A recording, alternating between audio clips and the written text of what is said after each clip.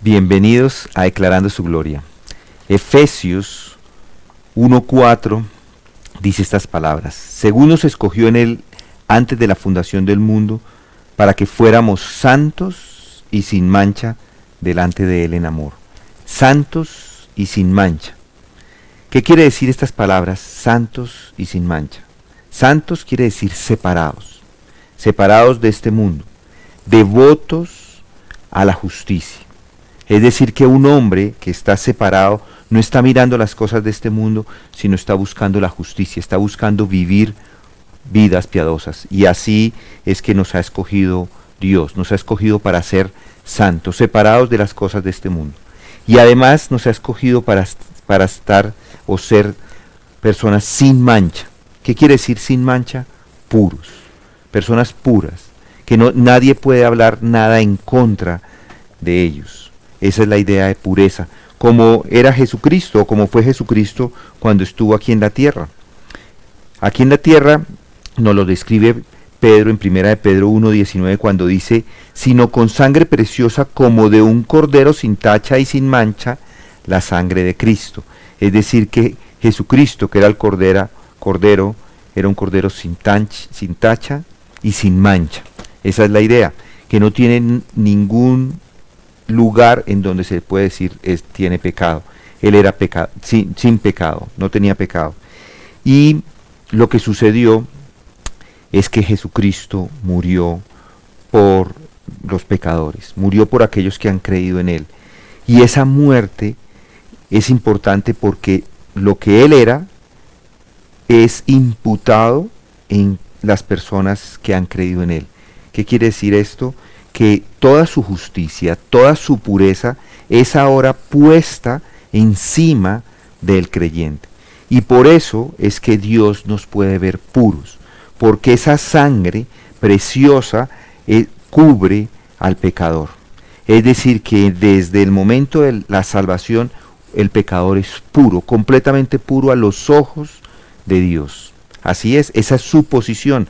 Por eso es que Dios en este momento puede tener una relación con los pecadores, porque Él los ve a través de Jesucristo.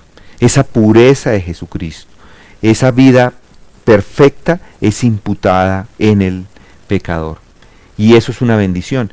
Pero cuando lo analizamos con la realidad, con la práctica, nos encontramos que todavía pecamos en nuestra mente, todavía pecamos con nuestras acciones, haciendo cosas que son incorrectas, pecamos todavía con nuestras palabras, de diferentes formas, y estuvimos analizando en días pasados acerca de ese pecado de la lengua.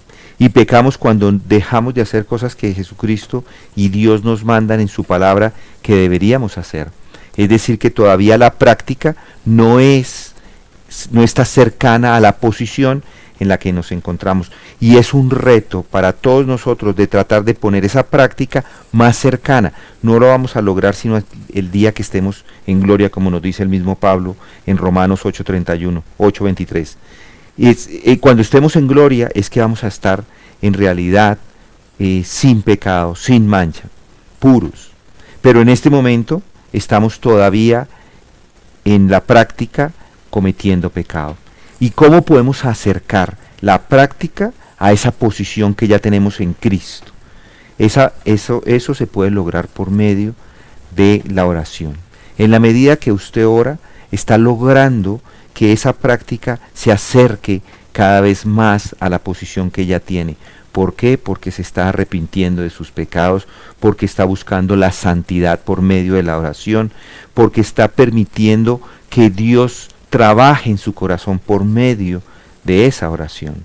Y además, cuando usted va a las Escrituras, sucede exactamente lo mismo. Las Escrituras le están transformando día a día, porque ellas tienen poder para transformar el corazón de una persona. Y cada día que usted dedica tiempo a la meditación, al estudio, al entendimiento de la palabra, esa palabra está haciendo una labor en su vida.